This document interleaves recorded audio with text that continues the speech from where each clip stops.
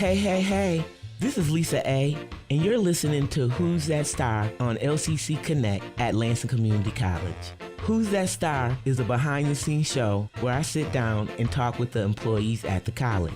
This is an inside look at LCC where you will have a chance to learn about their passions, projects, what inspires them both at work and in their personal lives. I'm your host, Lisa Alexander. I'm so excited to get a chance to talk to all the people who make LCC great. This show is for you to get to know the people that work at Lansing Community College a little bit more and see what makes them tick. Are you ready? Okay, let's go see who's today's star. Our star today is someone who is really helping me out a lot. His knowledge in the area of radio and broadcasting has supported a great history of radio at LCC. His voice will be familiar if you are listening to any media surrounding LCC. I think he's a cool dude. He's been helping me with this whole process to do this show. I don't know what I would have done without him. All right, are you ready? Drum roll, please. Ladies and gentlemen, I'm glad to welcome Daedalian Lowry. How you doing? Welcome, Daedalian. I'm so glad you're here. I mean, really glad. It is good to be here. So, Daedalian, let's get started a little bit about what your role is at the college. Sure. I am the Broadcast Services Manager here at Lansing Community College, mostly these days overseeing a lot of what we are doing right now, and that is the programs and podcasts that you hear on LCC Connect. Beyond that, I kind of, just like anybody here at LCC, I have other various roles that step out a little bit outside of my job, but always fun stuff no matter what I do. Say duties as assigned, huh? Yes, something like that. Yeah. All right. Well, Daedalian, how long have you been in radio and broadcasting? I actually got my start probably back in 2000, I believe it was, that I started here at WLNZ. That gave me the opportunity to get out there professionally, and I've been on WVIC as well as Q106 over at WFMK. And yeah, that was since 1999. I was right here at WLNZ. And it was funny because I left for a little bit and then came back. Yeah, it's interesting to me, like, you just hooked up with WLNZ. Did you do an internship? How did you get to WLNZ? And well, back when I started here at Lansing Community College, in fact, the media technology program was in full force, and it was the reason I started here at Lansing Community College. I had gone through a few different career changes prior to getting into radio, and radio was one of those things that I always had an interest in. And there was a point where one gentleman, okay, so like I'm gonna take you way back now. So This is back to like the time when I was going to MSU. There was a point where a gentleman that I knew used to come into the place I worked, which was Burger King. Mm-hmm. I was a manager at Burger King at the time. He'd come in and he had a Q106 like a folder, and you know I finally got up the nerve to ask him. I said, so what's the Q106 folder about? You know, do you work over there at Q106? And he's like, yeah. I actually went to Lansing Community College, and this guy, Dave Downing, my predecessor, he actually showed me the ropes, and I went through the program and ended up, you know, getting into radio. Well, at the time, radio was not an interest of mine, but I always kept that in the back of my mind. And by that, I mean, it wasn't my career objective at that point. Right. And after going out into the world and working, so I worked as a marketing coordinator for about a year is what it was, a marketing coordinator for an insurance company. Oh. And I couldn't stand the job. So a year on the dot, you know, I told myself, I'm going to give this a year. If I can get into this within a year, then that's cool. That's what I'm going to do. I'm kind of answering your question in a roundabout way. Yeah, no, go ahead. But I went a full year, and to the date, I actually quit that job and decided, you know what, forget all of this. Forget everything I've been trying for. I am going to go back to school for what I've always wanted to do, and that was radio. And so I ended up picking up classes here at LCC. Now, getting back to your question, they had a media technology program here at LCC, and I started off originally as kind of a volunteer around the station. So I'd help out here at WLNZ with different things. I'm trying to remember some of the stuff we used to do. Listening to music, reviewing records is what we called it. And then eventually I submitted a tape to Dave and what we call an air check. And he said, hey, yeah, I'd love to have you on board as a student employee. Oh, wow. So I started off as a student employee. And I think it was probably about a year after that, I climbed on as the assistant program director here at LCC after the previous assistant program director left. Yeah. So that's how I got involved. Wow. I mean, that's a rich history that you have here with LCC. And it's like you kind of started, 22 years ago? Yeah, it was about 22 years. Yeah, you see, you're throwing on the extra years, and I think you're right. Yeah, it was about 22 years ago. And I kept doing it until about 2008, but then I decided to make another career change. Oh, really? Where'd you go? Yeah, so at the time I was married, and radio is one of those industries that you have to be willing to pick up and move to other locations in order to continue to make progress, to get into elevate your career. Elevate your career. And being married, that was one of those things where I thought, I don't know that I necessarily want to, continue on this path. Right. And I always had like the ability to do design type stuff. So I actually ended up getting a degree here at Lansing Community College and something else. Oh. Yeah, I started doing graphic design. Oh, wow. So I ended up getting a graphic design degree, and I worked in the marketing department from 2008 until it was about 2012. Okay. So you have a really wide variety of experiences here at LCC. Yes, and I knew that was something about me that you didn't know at all. I didn't know. I had no clue. Yep. So there was about 4 years that I worked as a graphic designer here at the college, and then my predecessor, Dave Downing, when he retired, I got pulled back into radio again. Gotcha. Because I was like, they were like, would you be interested in kind of I'm trying to what do they call it? What do they call it when you do it for a little bit? Intern. Thank you. I knew you'd have the word. I was like, so I was an intern for a little bit, and then after that, I applied for the job and became the radio station's general manager. And here you are today, huh? Here I am, sitting in front of you, and here you are. I know. Wow, I know. That's a whole nother story. It's amazing, though, how an interaction with someone and just noticing something about them was your aha moment in a way. And it took a little bit of time to get there, but you actually got to do your passion. And that's a wonderful thing. Yes, I did. And I've got to do it on multiple levels because I would also say that graphic design is one of my passions. Okay.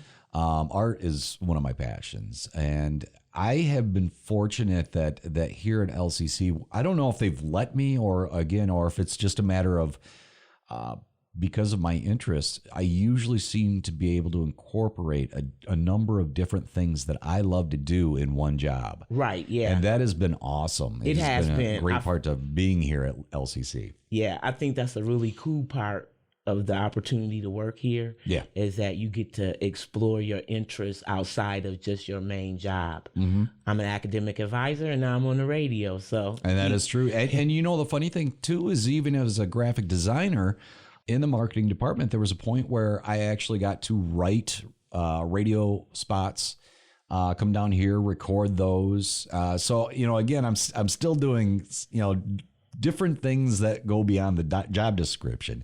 And that's kind of what I was getting at earlier is I've just always seemed to end up picking up something else somewhere that just is an interest for me. So that's always been a wonderful part about being here at LCC. Yeah, I think it keeps you engaged in your job to have the opportunity to get to experience different things. And so that's pretty cool. Well, I know you manage everyone here, but you also currently have a show on LCC Connect too. I do. Could you tell me a little bit about that? Yeah. Okay. So, I'm trying to figure out where to start on this. When we originally decided to do LCC Connect, obviously one of the things that they expected from me was to create my own show. And I have been on an interesting journey, I think, over my lifetime in that, and I've explained it to other people before. I do not come from a family of positive thinkers or anything like that. And I'm not going to say that they were a terrible family to grow up with. They weren't. I love them all. Right. But it seems like anytime I look back on what we were doing, like it takes a lot of hard work. That was always kind of, everything was hard. And I didn't inherit positive thinking as a part of who I am. Okay. So it has been a thing where over the years, I've made a conscious effort to become more of a positive thinker and to try to think and project and be more positive, because I believe that what you put out there is what you get. For sure. And I also wanted to create something that allowed the various nonprofits in our area an opportunity, a platform to be able to get the word out.